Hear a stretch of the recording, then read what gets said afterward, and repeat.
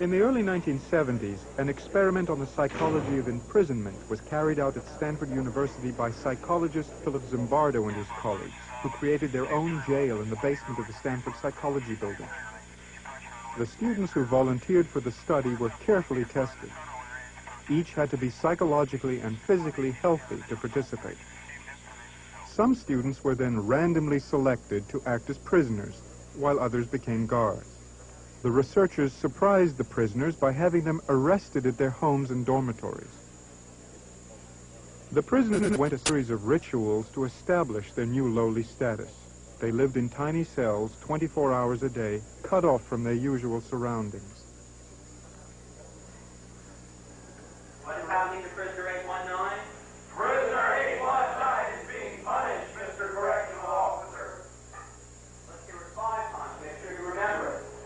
Prisoner 819 is being punished, Mr. Correctional Officer. Down. Up. The guards, however, only worked 8-hour shifts, and they returned to their normal routines as students when off the job.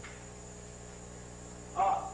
5 right 6 is our belly roll. These are push-ups. Keep that back straight. Down.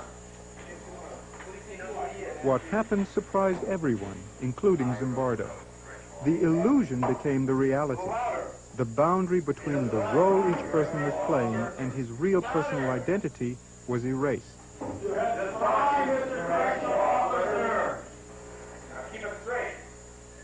Nice boys became brutal guards.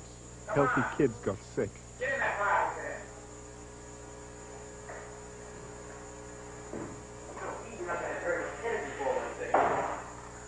Active ones became passive and zombie-like prisoners.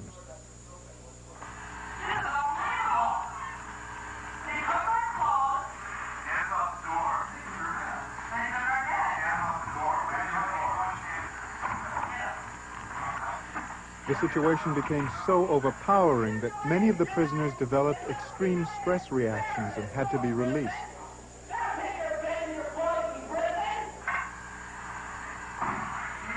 But no one ever said, "I quit the experiment." They had lost all perspective.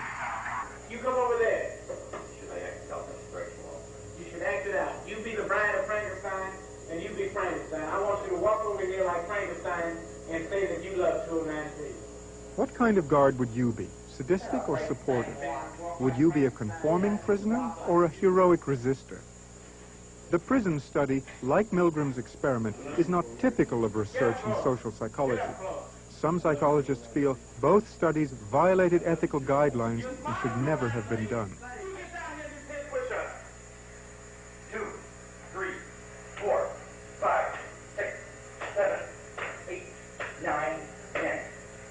Now you go over there and tell 546 that you love me. I love you. Well, ain't that sweet? Ain't that sweet? At times, even Zimbardo forgot he was an experimenter and acted like a prison warden. Though the experiment was meant to last 2 weeks, it was called off after 6 days. Once you put a uniform on and are given a role, a job, saying your job is to keep these people in line, then you're certainly not the same person as if you were in street clothes and in a different role. You really become that person. Once you put on that khaki uniform, you put on the glasses, you take the nightstick, and you act the part. That's your costume, and you have to act accordingly when you put it on. It still is a prison to me. I don't look on it as an experiment or a simulation. It's just a prison that was run by psychologists instead of run by the state. I began to feel that identity, that the person that I was, that had decided to go to prison, was distant from me, was remote, until finally I wasn't that. I was 416. I was really my number, and 416 was going to have to decide what to do. It let me in on some knowledge that I've never experienced firsthand. I've read about it. I've read a lot about it. But I've never experienced it firsthand. I've never seen someone turn that way. And I know you're a nice guy. You know? You understand? I do. I do know you're a nice guy.